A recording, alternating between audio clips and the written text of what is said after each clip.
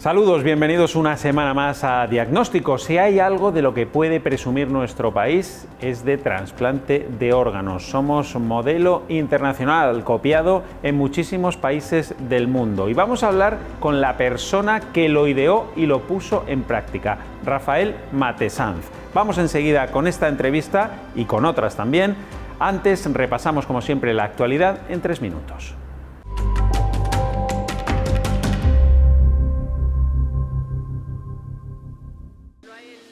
Un tráiler de más de 14 metros recorrerá todas las provincias de España a partir de junio. La ruta enfermera con el lema Te cuidamos toda la vida es una de las mayores campañas de visibilidad del sector para poner en valor las demandas del colectivo. 95.000 enfermeras necesitamos para al menos llegar a la media europea.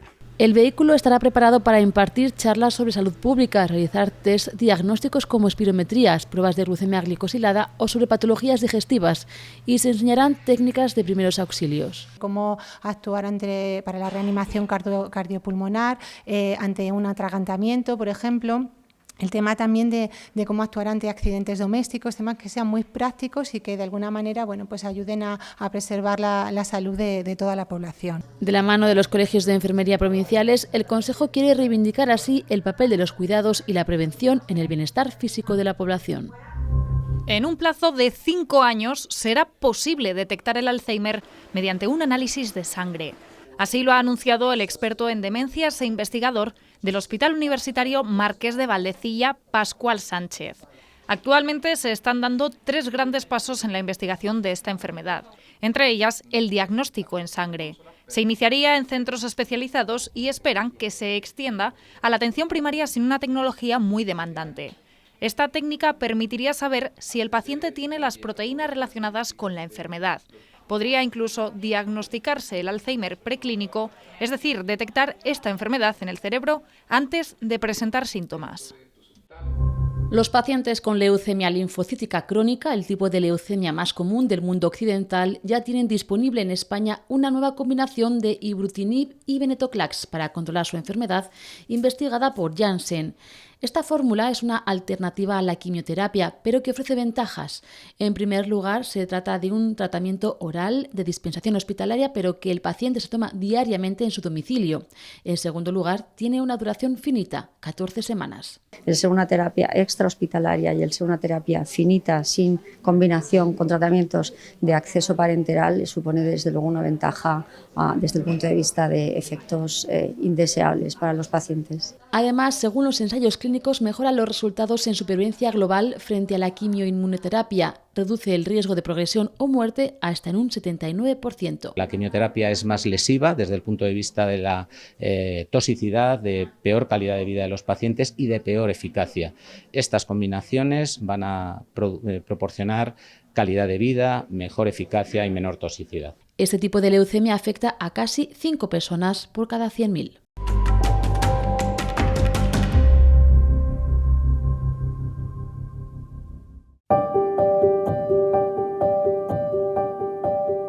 La mejora en la esperanza de vida de la población, el aumento en la demanda de órganos y el hecho de que cada vez más enfermos se beneficien de los trasplantes sitúan a la donación como factor limitante fundamental para el tratamiento de ciertas patologías. España se sitúa como líder mundial en trasplante de órganos gracias sin duda al modelo implantado por la ONT, la Organización Nacional de Trasplantes, desde 1989. Hoy en Diagnóstico charlamos con su fundador, Rafael Matesanz, un eminente nefrólogo que, como él mismo dice, acabó montando y dirigiendo esta institución durante 29 años por un cúmulo de coincidencias. El empezar con la ONT fue un fruto de casualidades, de que la situación con la donación y los trasplantes entonces en España pues era bastante mala. Ocupábamos un puesto medio bajo dentro de Europa y había manifestaciones de los enfermos renales porque había poco trasplante, y empezamos con un proyecto que en el 89 no era prácticamente nada, pero que luego pues afortunadamente ha llegado a donde hemos llegado con la Organización Nacional de Trasplantes. ¿Pero se imaginaba que iba a llegar ahí? No, vamos, de ninguna manera mentiría si dijera que que en aquellos tiempos yo pensaba que íbamos a conseguir lo que conseguimos. Hay que tener en cuenta, bueno, empezamos en septiembre del 89, ¿no? Bueno, ya en el 92 éramos los primeros del mundo, en solamente 3 años, o sea, fue un vuelco tan brutal que aquello resultaba increíble visto desde fuera. Claro, pero ¿esto es porque los españoles somos muy solidarios, muy generosos, o porque se creó un modelo que también favorecía que fuéramos generosos y se pudiera aprovechar esa generosidad? Los españoles somos generosos y eso lo demostramos en múltiples ocasiones cuando hay una necesidad, pero no somos más generosos que el resto de los europeos ni que otras personas en el contexto occidental. Lo que ocurrió en el año 89 pues fue que establecimos un sistema organizativo. Realmente la Organización Nacional de Trasplantes lo que es un sistema organizativo, que consiste, yo diría que en poner a la persona adecuada en el momento adecuado y en el sitio adecuado. Y creamos una figura que eran los coordinadores de trasplantes, que son médicos intensivistas en su gran mayoría, que es donde se producen las donaciones en las unidades de vigilancia intensiva. Les dimos un entrenamiento, les proporcionamos protocolos, les dimos un apoyo y generamos sobre todo algo que se echa mucho de menos, siempre, pero hoy en estos días de la pandemia de COVID pues mucho más, que es una coordinación entre comunidades.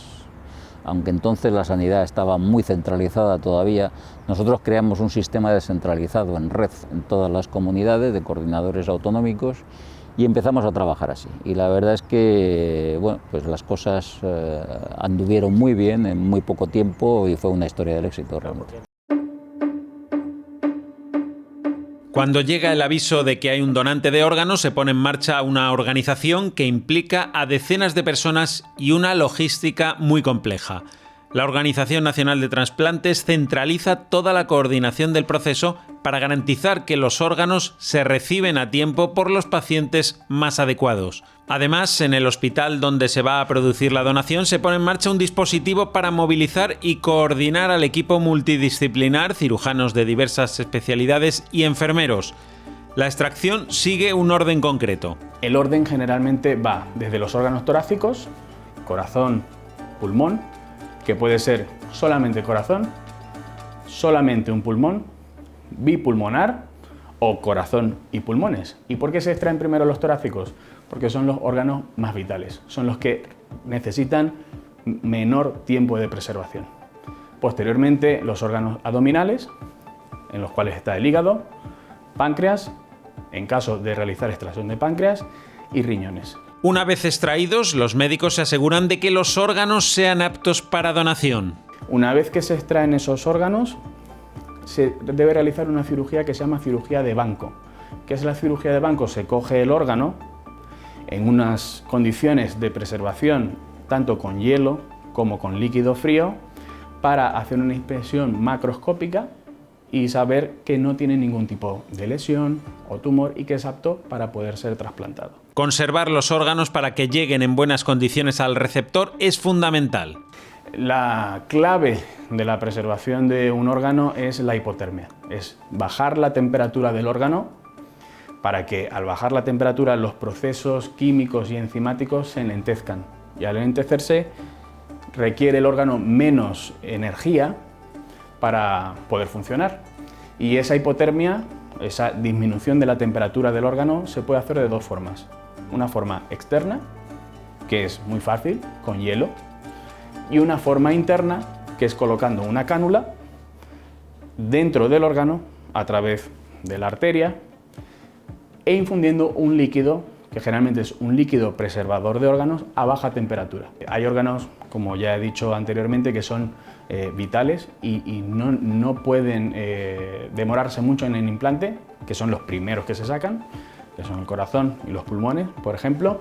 Y luego hay órganos que pueden preservarse durante un poco más de tiempo. El hígado hasta 24 horas, el riñón hasta 48 horas y luego hay tejidos, por ejemplo, como el hueso, que se pueden preservar en frío y pueden durar años. El proceso de extracción, traslado e implante del órgano es complejo, agotador y muy caro, pero lo cierto es que la sanidad pública española no escatima en esfuerzos ni en gastos para llevarlos a cabo.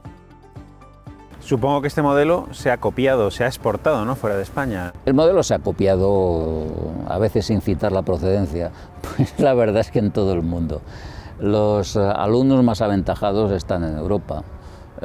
Hay países, pues por ejemplo Croacia es un país muy pequeñito, son solo 4 millones de habitantes, pero ha copiado literalmente el modelo y la verdad es que les va muy bien, pero Portugal, es Francia, es Italia, es el Reino Unido, Bélgica. En España, corríjame, pero creo, y puede resultar sorprendente a lo mejor para muchos espectadores, todo el mundo es donante, diríamos, por defecto, salvo que exprese lo contrario, ¿no? Eso es una ley del año 1979, que es nuestra ley de trasplantes, que entonces se hizo copiando la ley francesa, que se había publicado 2 años antes, y que en teoría, pues efectivamente dice que todo el mundo es donante si no deja explicitado lo contrario. Lo que pasa es que el decreto que desarrolló esa ley al año siguiente decía que la forma de explicitar lo contrario puede hacerse de cualquier manera, sin ninguna formalidad. Y eso los jueces lo interpretaron desde el primer momento como que bastaba que alguien de la familia dijera que no quería donar, como para que aquello no funcionase. De hecho, es una ley silente, es una ley que no se aplica de una forma estricta y nosotros siempre hemos pedido la autorización a la familia. ¿Y hay mucho porcentaje de noes? Pues en estos momentos es muy bajo, en estos momentos está en los últimos años en un 15 a un 18%, varía, sube un punto, baja un punto. Cuando nosotros empezamos, aunque no había datos estadísticos fiables, pero el número de negativas familiares podía estar entre un 30 y un 40%. Y países de nuestro entorno, como por ejemplo el Reino Unido, tiene un 40% de negativas, o sea que realmente la cifra de negativas españolas es muy baja. En principio, el único requisito para recibir un órgano de un donante es la compatibilidad del grupo sanguíneo. En todo caso, la reacción del organismo que lo recibe es la de expulsar un cuerpo extraño que no reconoce como propio. Puede ser un rechazo agudo o un rechazo latente, conocido como crónico. El rechazo se produce porque el cuerpo trata de eliminar un órgano que no conoce, que es ajeno a él. Entonces, cuando esto se produce de forma abrupta y que no hemos sido capaces de controlar esa respuesta del huésped, del receptor, pues se produce un rechazo agudo. Decimos agudo, pues se produce en muy poco tiempo, a lo mejor en menos de una semana, ¿no? Rechazo crónico se produce cuando de forma muy latente el cuerpo, de forma muy sutil, va tratando de eliminar el órgano, y eso se produce a lo largo de mucho tiempo, meses, años. Los trasplantes fracasarían en la inmensa mayoría de los casos si no fuera por los medicamentos inmunosupresores o antirrechazo que inhiben la capacidad del organismo para defenderse de ese cuerpo extraño. La medicación inmunosupresora es la misma para todos los trasplantes. Hay varios grupos de fármacos, pero prácticamente se utiliza las mismas asociaciones de fármacos. Lo que pasa que en función de las características de los receptores, de los pacientes, pues se suelen utilizar distintas combinaciones. Hay algunos fármacos que son fijos, pero por ejemplo, si el paciente se hace diabético, pues se pueden suprimir unas y poner otras. En fin, hay como 4 o 5 grupos que se combinan. Los inconvenientes, pues a veces son tóxicos para el riñón, a veces producen hipertensión, patología cardíaca, a veces también tumores, a veces infecciones. Pero fíjate, aún con estos problemas, el ser trasplantado aumenta mucho la vida versus no ser trasplantado. Aunque se ha avanzado mucho y los efectos secundarios de la medicación son cada vez menores, el paciente trasplantado necesita someterse a una supervisión médica muy intensa. Requiere control médico continuo, cercano y de forma indefinida para toda la vida.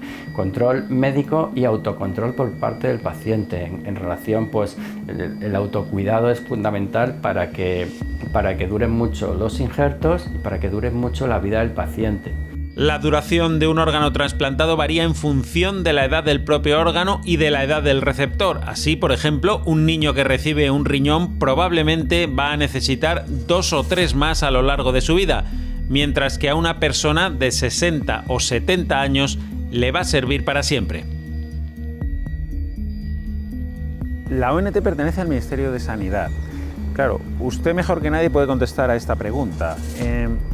¿La ONT funciona con independencia absoluta de los poderes políticos o hay injerencias políticas en su funcionamiento?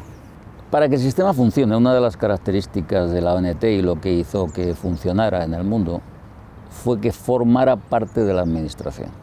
A partir de ahí, pues mire, desde que yo entré hasta en el 89 hasta ahora, pues si no recuerdo mal, creo que vamos ya por los 19 o 20 ministros de Sanidad. Es decir, claro, ahí ha habido de todo. Claro. Ha habido quien ha tenido una tentación clara de interferir, básicamente pues para ponerse medallas, ¿no? Porque la ONT pues ha sido el oscuro objeto del deseo de muchos políticos, ¿no? Pero bueno, esa ha sido una de las cosas, de las tareas que hemos tenido, y es tener cintura para evitar que eso fuera así. Al final yo creo que lo hemos conseguido, pero hay que tener en cuenta que no es fácil. Decir ahora a posteriori que esto ha sido cosa de cantar, no es verdad. Ha habido intentos de interferencias y muy fuertes además. Bueno, y han conseguido mantener intacto el prestigio durante tantos años, que supongo que no será fácil, y una de las claves es la transparencia, es decir, demostrar a la opinión pública que todo se hace correctamente, que hay trampas, que recibe el trasplante quien lo tiene que recibir y no una persona por apellidarse o llamarse o estar en tal puesto. ¿Eso es clave también?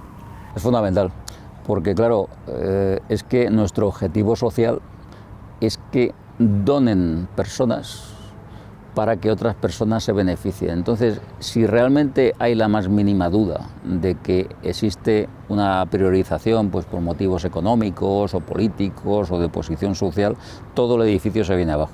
Y sobre esto hay multitud de ejemplos en muchísimos países en donde las donaciones, después de un escándalo de distribución de órganos, pues se han venido abajo de una forma estrepitosa. Nosotros podemos decir, y además es uno de mis mayores orgullos, que desde que se crea la ONT hasta ahora no ha habido ni un solo caso en donde se haya podido ni sospechar ni demostrar que haya habido una priorización ni positiva ni negativa con respecto a nadie. Y esto es fundamental, porque la confianza de la población en su sistema es básica para que después done. En el momento que esa confianza se rompe, todo el edificio se puede venir abajo, además con un solo escándalo, ¿eh? No es un problema de que haya muchos escándalos, no. David sabe muy bien lo que es recibir un trasplante, en su caso de riñón y por partida doble. Sufre una enfermedad autoinmune que poco a poco va degenerando el riñón, de tal forma que en un momento dado comenzó a necesitar someterse a diálisis. Automáticamente cuando te entras en diálisis entras en el programa de trasplante y entras, digamos, en lista de espera. Y así estuve esperando, pues sí, cerca de año y medio. Tuve la gran suerte, fue rápido. Yo me trasplantaron, todo fue muy bien el primer trasplante, fue muy rápido, pero al poco tiempo, a los 3 meses, debuté pues con síntomas. Síntomas sobre todo en la orina, yo no notaba nada, pero proteínas en orina, que se decían. Entonces, pues poco a poco el riñón fue otra vez empezando a dar síntomas de fallo. Pero bueno, se mantuvo bastante. Tuvieron que hacer biopsias para ver qué tipo de enfermedad, intentar unos tratamientos con unas nuevas quimioterapias y así estuve aguantando pues cerca de 8 años. Finalmente el riñón falló otra vez y volvió a diálisis. De nuevo, tras un tiempo, le volvieron a llamar para un nuevo trasplante. Por ahora muy bien. Ahí está, tal la enfermedad sigue ahí de base, pero por ahora se defiende muy bien el riñón.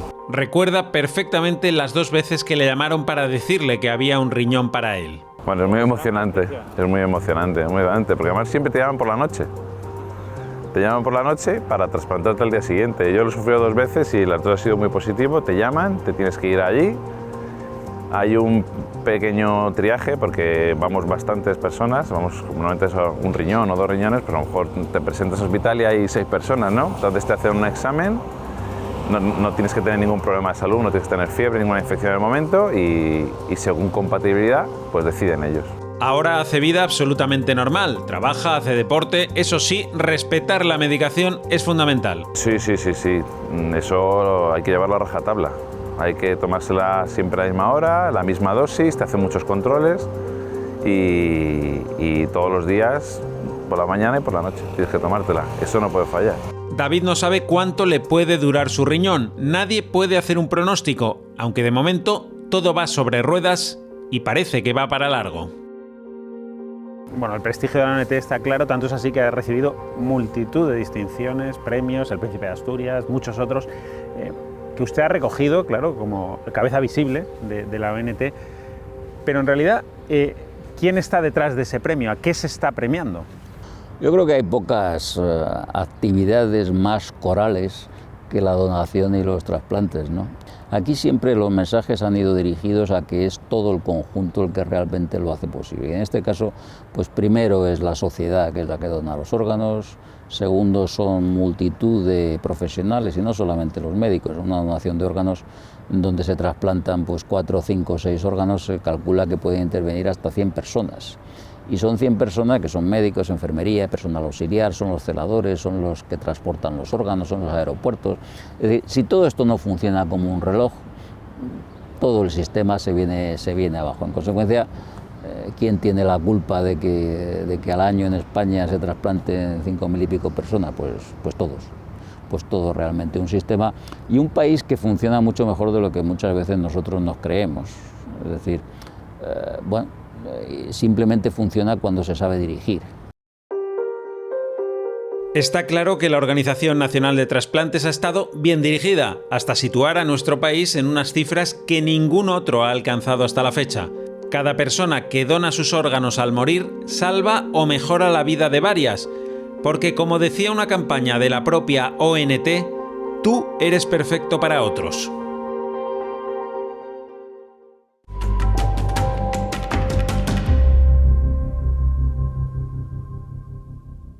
Seguimos avanzando en diagnóstico. Hoy la radiografía la vamos a dedicar a conocer cómo se trabaja en una asociación de pacientes de fibrosis quística, una patología relacionada directamente con los trasplantes de órganos.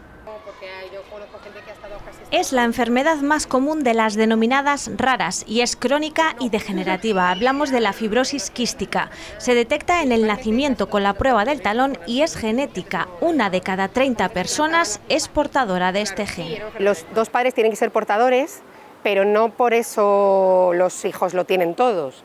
Tienen un 25% de posibilidades de que el hijo lo tenga desarrollado, por así decirlo, un 50% que el hijo sea portador y otro 25% que sea sano. Consiste en una alteración de un gen en el que el canal de cloro está obstruido y entonces eso genera que todos los fluidos de nuestro cuerpo sean más espesos y tiendan a infectarse. Afecta principalmente al sistema respiratorio y al digestivo. En el respiratorio lo que hace es que siempre tenemos moco, que tenemos que estar continuamente limpiando con fisioterapia, con antibióticos y mucha medicación, y en el aparato digestivo el páncreas no nos funciona bien. Entonces tenemos que administrar lo que el páncreas daría, las enzimas, pues lo hacemos artificialmente, y vitaminas también, porque no las absorbe el intestino. La Asociación de Fibrosis Quística de Castilla y León atiende a 90 socios que padecen esta enfermedad, aunque no se conoce el número exacto de afectados reales. Aquí ayudan a cubrir todas las necesidades a las que no llega el sistema de salud. En el hospital te dan te explican un poco lo que es la fisioterapia y tal, pero para nosotros es algo diario, de 2 y 3 veces al día, entonces necesitamos como un adiestramiento continuo. La atención psicológica es esencial para pacientes y también para familiares durante toda la vida, y también la labor de la trabajadora social, porque a muchos les cuesta dar el paso de acudir a la asociación. En un primer momento, la acogida de la familia, el contarles un poco cómo va a ir evolucionando esa enfermedad, el pasar ese shock en un primer momento y luego pues el ir incorporándote a la vida escolar, vida laboral, compaginarla a la de los padres y también compaginar la vida laboral del adulto, que muchas veces les es imposible y hay que pasar a solicitar incapacidades laborales, solicitar discapacidades, otro tipo de ayudas. La distancia y las mascarillas no son nuevas para ellos, las consultas online tampoco, porque para evitar desplazamientos y posibles infecciones por contagio, hace tiempo que llevan esta forma de vida. Ellos tienen una serie de infecciones que son cruzadas entre ellos y pueden ser muy peligrosas y degenerar la enfermedad. En un estadio avanzado de la enfermedad, la única alternativa terapéutica para estos pacientes es el trasplante de pulmón. Lo tenemos que dejar hoy aquí, pero les esperamos dentro de 7 días con un nuevo diagnóstico contado desde una perspectiva muy diferente. Hasta luego.